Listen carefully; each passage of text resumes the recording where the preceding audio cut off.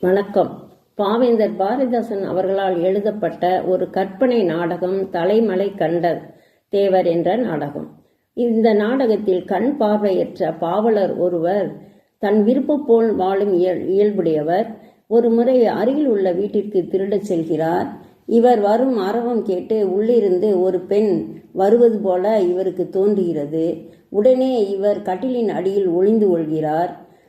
அப்படி இருக்கும் பொழுது அந்த பெண் கடவுள் வாழ்த்து பாடுகிறார். காலை நேரம் இல்லையா, அதனால கடவுள் வாழ்த்து பாடுறாங்க. கடவுள் வாழ்த்து பாடணுன்னா கடைசியில் இருக்கின்ற 2 வரி அவருக்கு மறந்துடுச்சு.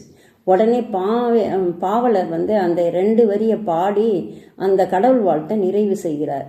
அந்த அம்மா பார்த்துட்டு அவர் மேலே கோவப்படலை, தன் அன்பை மட்டுமல்ல தன் செல்வத்தையும் அவருக்கு கொடுத்து ரொம்ப மகிழ்ச்சி அடைகிறாங்க. பாவலர் சொல்கிறாரு அந்த அம்மாவிட்ட, நம்ம 2 பேரும் இணைந்து தமிழ் தொண்டு செய்யலாம் அப்படின்னு சொல்கிறாரு. கற்பனை திறன்மிக்க இந்த நாடகம் அனைவரையும் கவரும் அற்புதமான நாடகம் தலைமலை கண்ட தேவர். நன்றி.